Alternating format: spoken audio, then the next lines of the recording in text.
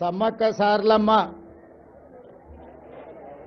గద్దెలు మరియు ప్రాంగణ పునర్నిర్మాణ కార్యక్రమానికి సభాధ్యక్షత వహించిన సోదరిమణి మా ఇంటి ఆడబిడ్డ తెలంగాణ రాష్ట్ర మంత్రివర్యులు దనసరి అనసూయ సీతక్క గారు ఈ కార్యక్రమంలో నాతో పాటు ముఖ్య అతిథులుగా విచ్చేసిన వరంగల్ ఇన్ఛార్జ్ మంత్రివర్యులు పొంగులేటి శ్రీనివాసరెడ్డి గారు, అదేవిధంగా దేవాదాయ ధర్మాదాయ అటవీ పరిరక్షణ శాఖ మంత్రివర్యులు సోదరిమణి కొండా సురేఖమ్మ గారు, అదేవిధంగా మిత్రులు మంత్రివర్యులు అడ్లూరి లక్ష్మణ్ గారు, అదేవిధంగా స్థానిక పార్లమెంట్ సభ్యులు బలరాం నాయక్ గారు, వరంగల్ పార్లమెంట్ సభ్యురాలు సోదరిమణి డాక్టర్ కావ్య గారు,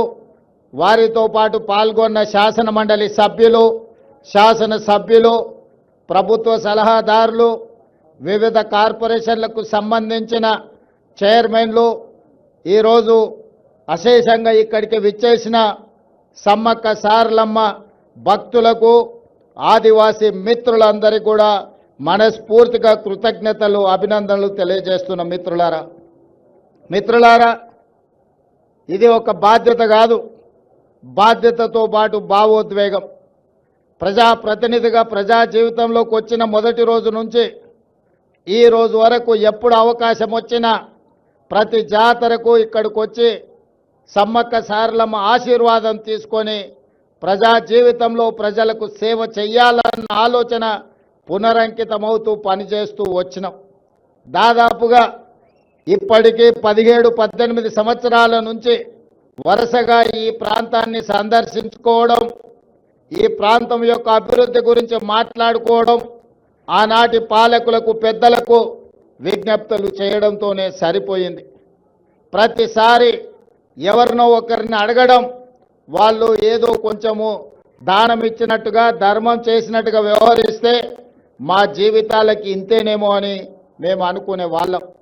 కానీ 2023 ఫిబ్రవరి 6 నాడు ప్రజాపాలన తీసుకురావాలి, ప్రజల దగ్గరికి వెళ్ళి వారి సమస్యలు తెలుసుకోవాలని ఆలోచన చేసినప్పుడు ఎక్కడి నుంచి ఈ పాదయాత్ర మొదలు పెట్టాలి అని చర్చ జరిగింది. మిత్రులు చాలా రకాలుగా సూచనలు సలహాలు ఇచ్చిండ్రు. చివరికి నేను పెద్దలు వేం నరేందర్ రెడ్డి గారు ఆలోచన చేసి అక్కడో ఇక్కడ ఎక్కడో కాదు, మా ఇంటి ఆడబిడ్డ అయిన సీతక్క ప్రాంతం నుంచి మేడారం జాతర సమ్మక్క సారలమ్మ ఆశీర్వాదం తీసుకొని పాదయాత్ర మొదలు పెడదాం, ఒక సంకల్పం తీసుకొని బయలుదేరిన వాళ్ళు ఎవరు చరిత్రలో ఓడిపోలేదు. కాబట్టి ప్రజలకు ప్రజాపాలన అందించాలన్న సంకల్పంతో మనము సమ్మక్క సారలమ్మ ఆశీర్వాదం తీసుకొని బయలుదేరదామని ఆనాడు ఇక్కడి నుంచి పాదయాత్ర మొదలుపెట్టినాం. సరిగ్గా 2 రోజులు 3 రోజుల ముందే సీతక్కకు చెప్పినాం.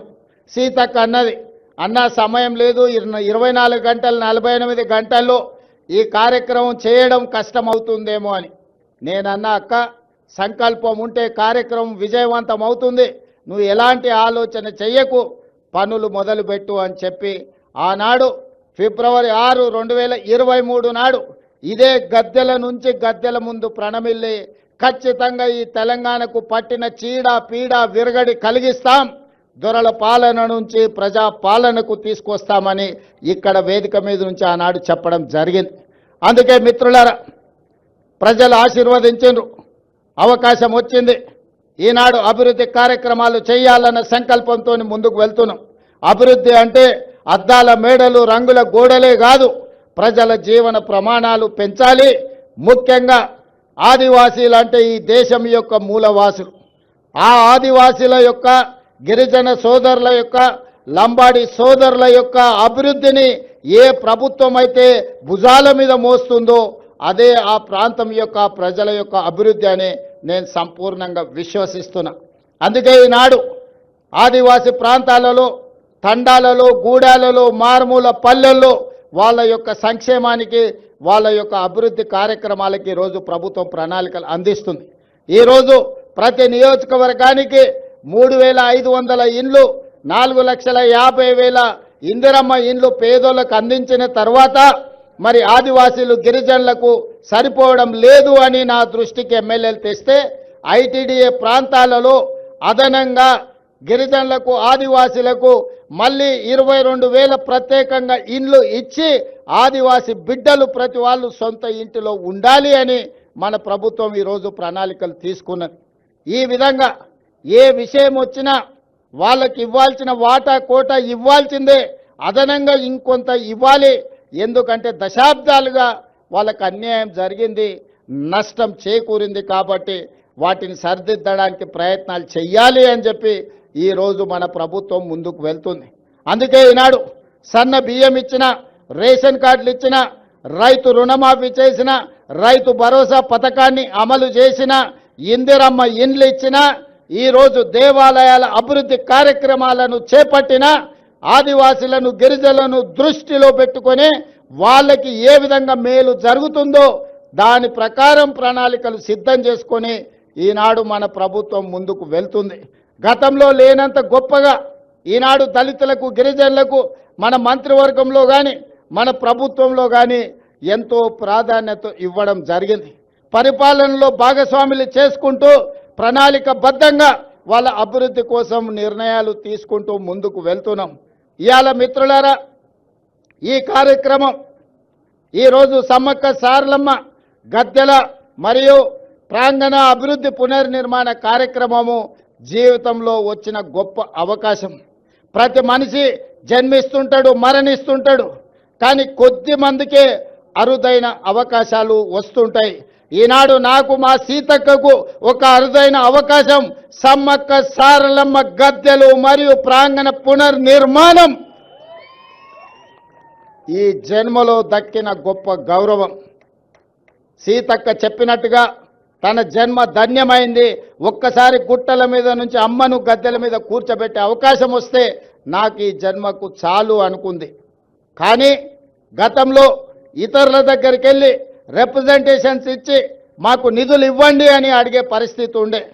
ఫిబ్రవరి 6, 2023 నాడు ఇదే ప్రాంతం నుంచి నేను చెప్పిన, రాబోయే రోజుల్లో ఇతరులను యాచించడం కాదు, సీతక్కనే సంతకం పెట్టి నిధులు మంజూరు చేస్తుంది, సీతక్క ప్రభుత్వంలో భాగస్వామి అవుతుంది అని ఆనాడు చెప్పడం జరిగింది. ఈనాడు చేసి చూపిస్తున్నాం. సమ్మక్క సారలమ్మ ఈ ప్రాంత అభివృద్ధి కోసం నిధులకు వెనక్కి అడుగు వేసే సమస్యనే లేదు. ప్రభుత్వానికి నిధుల సమస్య ఉండొచ్చు, అవసరమైతే ఇంకెక్కడైనా తగ్గిస్తాం. కానీ సమ్మక్క సారలమ్మ యొక్క అభివృద్ధి కోసం ఎన్ని కోట్ల రూపాయలైనా ప్రభుత్వం విడుదల చేస్తుంది, సరైన సమయంలో పూర్తి చేస్తుంది. నిర్మాణ కార్యక్రమం మాదై ఉండొచ్చు, కానీ గిరిజనుల యొక్క సాంప్రదాయాన్ని కాపాడుకునే బాధ్యత వాళ్ళదే. అందుకే ప్రభుత్వం ప్రణాళికలు రచించి ప్రభుత్వమే నిర్మించడం కాదు, ప్రణాళికల్లో ఆదివాసులను భాగస్వాములను చేసినాం. సాంప్రదాయాన్ని పరిరక్షించడంలో ఆదివాసీలను భాగస్వాములను చేసినాం. రేపు జరగబోయే పునర్నిర్మాణంలో కూడా ఆదివాసీలను భాగస్వాములను చేస్తున్నాం. అందులో ఉండే రీసెర్చ్ స్కాలర్స్ని, అదేవిధంగా సాంప్రదాయాన్ని కొనసాగిస్తున్న వాళ్ళ వారసులను అందరినీ కూడా ఇందులో భాగస్వాములను చేసినాం.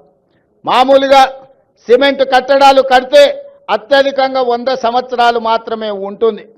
సిమెంటుతో కట్టిన ఏ కట్టడం దాని జీవన ప్రమాణము, జీవిత కాలము అత్యధికంగా 100 సంవత్సరాలు. కానీ రాతి కట్టడాలతో కడితే 100,000 సంవత్సరాలు ఉంటుంది. దానికి ఉదాహరణే మీ ప్రాంతంలో ఉన్న రామప్ప దేవాలయం. రుద్రదేవుడు ఆనాడు కట్టిన దేవాలయం 800 సంవత్సరాలైనా యునెస్కో లిస్టులో ఈరోజు చేరింది అంటే రాతి కట్టడాలతోని, గొప్ప నగిశీలతోని రామప్ప మందిరం కట్టిండు రుద్రదేవుడు. కాబట్టి ఇయాలటికి అది చరిత్రలో నిటారుగా నిలబడ్డది. అందుకే అధికారులు సిమెంట్తో ప్రతిపాదనలు తెచ్చిన సిమెంట్ కట్టడాలు వద్దు, రాతి కట్టడాలతోనే కట్టాలి. రాబోయే 100 సంవత్సరాలకు సమ్మక్క సారలమ్మ మందిరం, గద్దెలు, ప్రాంగణం ఆదర్శంగా ఉండాలి, ఈ ప్రాంతంలో అభివృద్ధి జరగాలి అని ఈరోజు ప్రతి కట్టడం రాతి కట్టడాలతోనే కట్టాలని ఈరోజు నిర్ణయం తీసుకున్నాం. అందుకే ఇదొక గొప్ప కార్యక్రమం. జీవితకాల అవకాశం. ఈ గొప్ప కార్యక్రమంలో మీరందరూ భాగస్వాములు కావాలి. మీ అందరి ఆశీర్వాదం కావాలి ప్రభుత్వానికి. మేము మిమ్మల్ని మనులు మాణిక్యాలు అడగడం లేదు. ప్రజల యొక్క ఆలోచన, ఆదివాసీ సోదరుల యొక్క కోరిక మేరకు ఈ ప్రభుత్వం ఈ ప్రణాళికను తీసుకొని వచ్చింది. 100 రోజుల్లో ఈ పనులన్నీ పూర్తి చెయ్యాలి అని ఈనాడు ప్రభుత్వం టార్గెట్ పెట్టుకొని పనిచేస్తుంది. జనవరి 28 నుంచి జనవరి 31 వరకు ఏదైతే ఈ సమ్మక్క సారలమ్మ జాతర జరగబోతుందో వివిధ ప్రాంతాల నుంచి, వివిధ రాష్ట్రాల నుంచి ఈ మధ్య విదేశీ పర్యాటకులు కూడా ఇక్కడికి ఆశీర్వాదం కోసం వస్తున్నారు. భక్తులకు ఎలాంటి అసౌకర్యం కలగకుండా ఇక్కడ అభివృద్ధి కార్యక్రమాలు వేగంగా జరగాలి అంటే రాత్రింబవళ్ళు ఇక్కడ పనులు జరగాలి. పొద్దుటిపూటనే పని చేస్తే సమయం సరిపోదు, రాత్రి సమయంలో కూడా పని చేయాలి. మరి ఇక్కడ నిపుణులు పనిచేస్తున్నప్పుడు వాళ్ళకి రక్షణ కల్పించి వాళ్ళకి అన్ని వసతులు చూసుకోవాల్సిన బాధ్యత స్థానికులదే. ప్రభుత్వం ఎన్ని చేసినా కొంతమేరకే ఉపయోగం ఉంటుంది, కానీ స్థానికుల భాగస్వామ్యం ఉంటే 100% ఈ కార్యక్రమం వేగంగా ముందుకు వెళ్తుంది. ఇవాళ సమ్మక్క సారలమ్మ గద్దెలే కాదు, జంపన్న వాగు నిర్మాణం గురించి, భక్తులు రావడానికి, భక్తులు దర్శనం చేసుకున్న తర్వాత వెళ్ళడానికి కూడా రహదారుల నిర్మాణం కోసం కూడా ఈరోజు నేను అధికారులకు సూచనలు సలహాలు ఇవ్వడం జరిగింది. పొంగులేటి శ్రీనివాసరెడ్డి గారికి నేను ఆదేశాలు ఇచ్చిన, నెలలో 3-4 సార్లు ప్రతి వారం ఇన్ఛార్జ్ మంత్రిగా వారు ఖచ్చితంగా ఇక్కడికి పర్యటన చేయాల్సిందే, ఈ పన్నులను పర్యవేక్షించాల్సిందే. రాబోయే 100 రోజులు ఇందులో భాగస్వాములు అయ్యే వాళ్ళందరికీ నేను సూచన చేసిన, మనం అయ్యప్ప మాల వేసుకుంటే ఎట్లయితే మాల వేసుకొని భక్తితో ఉంటామో సమ్మక్క సారలమ్మ మాల వేసుకోండి, భక్తితో ఇక్కడి పనులను పూర్తి చేయండి అని చెప్పి మా అధికారులకు, మా సాంకేతిక నిపుణులకు, మా ప్రజాప్రతినిధులకు సూచన చేసిన. అందుకే మిత్రులారా, మళ్ళీ పూర్తి చేసుకున్న తర్వాత ఈ ప్రాంగణానికి నేను వస్తా. ఈసారి జాతరను అద్భుతంగా చేసుకుందాం. ఈ వేదిక మీద నుంచి కేంద్ర ప్రభుత్వానికి నేను విజ్ఞప్తి చేస్తున్నా, కుంభమేళకు మీరు 1000 కోట్ల రూపాయలు ఇస్తున్నారు. మరి మా ఆదివాసీ కుంభమేళకు కేంద్ర ప్రభుత్వం 1 రూపాయి ఇవ్వడానికి కానీ, జాతీయ పండుగ గుర్తించడానికి కానీ వాళ్ళకి ఎందుకో మనసు రావడం లేదు. దయచేసి కిషన్ రెడ్డి గారు, బండి సంజయ్ గారు, ఈ ప్రాంత ప్రజల ఆశీర్వాదంతోనే మీకు ఆ హోదా వచ్చింది. నరేంద్ర మోడీ గారు ఈ దేశానికి ప్రధానమంత్రి అయినరు. ఇప్పటికైనా ఆలోచన చేయండి. కుంభమేళానే కాదు, ఉత్తరప్రదేశ్లో ఉన్న అయోధ్యనే దేవాలయాలు కాదు, ఈనాడు తెలంగాణ ప్రాంతంలో ములుగు అడవుల్లో ఇక్కడ ఉన్న సమ్మక్క సారలమ్మ కూడా ఒక గొప్ప దేవాలయం, ఒక చరిత్ర ఉన్నది. ఒక పోరాట పటిమతో పౌరుషానికి మారు పేరు, రాచరికం మీద తిరుగుబాటు చేసి జెండా ఎగరేసిన సమ్మక్క సారలమ్మ జాతరకు జాతీయ పండుగ గుర్తింపు రావాలి. దీనికి కోట్ల రూపాయలు కేంద్ర ప్రభుత్వం ఇవ్వాలి. ఇవ్వకపోతే మీ ఇష్టం, నేనేం అనను. కానీ సమ్మక్క సారలమ్మ అన్ని గమనిస్తున్నాయి. ఎందుకంటే ఇవాళ ఉదయం బయలుదేరే ముందు వర్షం ఉంటుంది, హెలికాప్టర్ పోదు సార్ అన్నారు. అంటే నేను అన్నా, మీరేం చింత చేయకండి, ఏర్పాట్లు చేసుకోండి, సమ్మక్క సారలమ్మ వచ్చే అడ్డంకులను అన్నీ తొలగిస్తుందని మా అధికారులకు నేను చెప్పిన.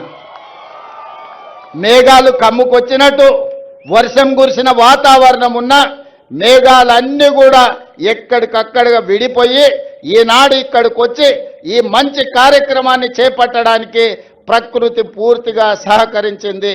ఇవాళ ప్రకృతి ఒడిలో, ప్రకృతి వనంలో ఈరోజు ప్రకృతికే దేవతగా, దేవుళ్ళుగా ఈరోజు మనం కొలుసుకుంటున్న సమ్మక్క సారలమ్మ గద్దె మరియు ప్రాంగణ పునర్నిర్మాణానికి ప్రకృతి పూర్తిగా సహకరించింది.